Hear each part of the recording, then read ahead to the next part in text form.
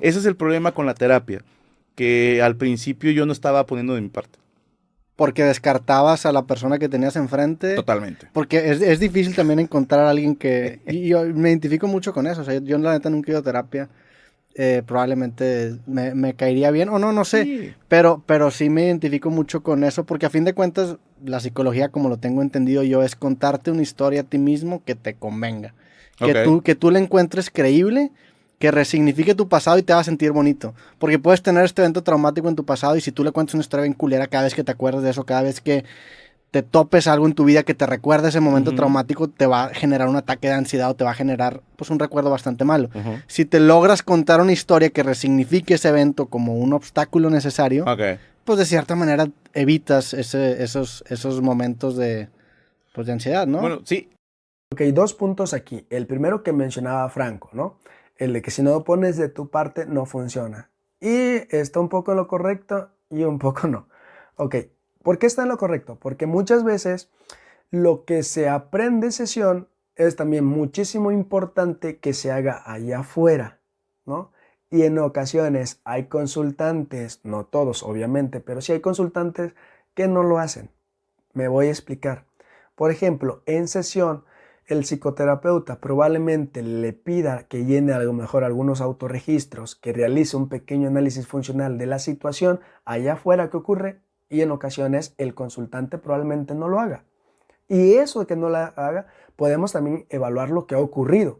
Pero bueno, en esa parte en ocasiones no hacemos, los consultantes, mejor dicho, no hacen aquellas cosas que los psicoterapeutas piden. También en otras ocasiones, en el tratamiento, los consultantes no lo hacen. ¿Por qué? Porque probablemente genera incomodidad, genera malestar y a nadie nos gusta sentirnos así.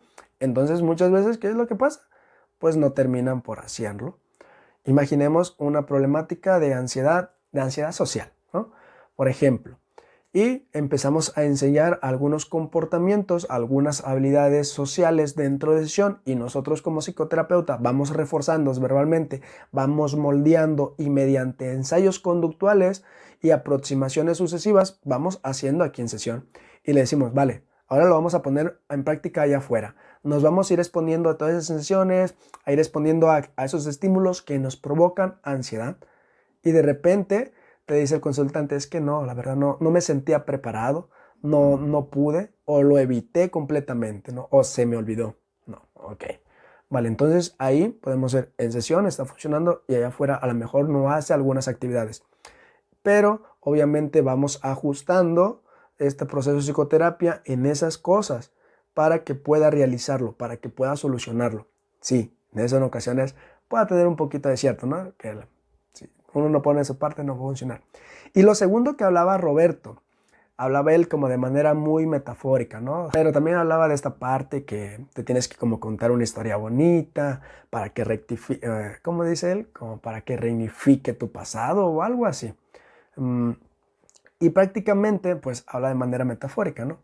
Pero en psicología basada en evidencia, por ejemplo, desde el análisis de la conducta, ¿qué es lo que hacemos?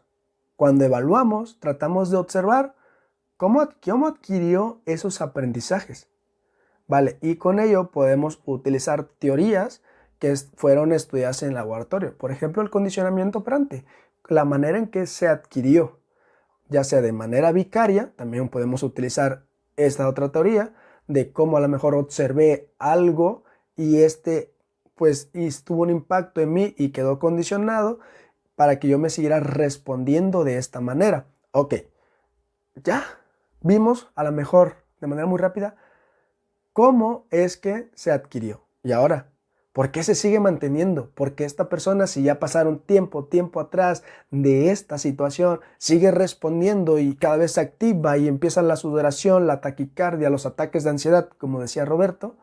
Bueno, para esto ocupamos otra, como el condicionamiento operante. ¿Y qué nos habla el condicionamiento operante? Sobre las contingencias, qué es lo que hace, qué es lo que ocurre cuando hacemos esto. Y muchas veces, ¿qué es lo que nos dice el condicionamiento operante? Que muchas veces las problemáticas se mantienen por reforzamiento negativo. ¿Qué quiere decir esto? Que muchas veces escapamos o evitamos las situaciones que nos provoca el malestar. Y esto de evitar y escapar es lo que nos termina más enrollando a estas situaciones que nos producen el malestar. Y como lo dije anteriormente, a nadie nos gusta sentir esto. Y por lo tanto vamos por ahí, por la vida, evitando, escapando, sentir, experimentar, recordar. Pero al primer estímulo volvemos, se activa. ¿Por qué? Porque está condicionado, porque encontramos esta forma de relacionarnos. Entonces, ¿qué hacemos en terapia? No solamente observamos cómo se adquirió, cómo se mantiene y todas las variables que podemos encontrar con una buena evaluación haciendo el análisis funcional, sino ahora, ¿qué hacemos? ¿Cómo trabajamos? Ok, pues de acuerdo a la situación en específica, buscamos aquellos tratamientos que muestren mayor evidencia para solucionarlo. En este caso, por ejemplo, podemos hacer un contracondicionamiento, podemos exponer a las personas, a las sensaciones. Por ejemplo, también podernos exponer de manera ya sea en imaginación o en vivo, ¿no? E ir haciendo un montón de procedimientos que muestren evidencia para sortear esa situación.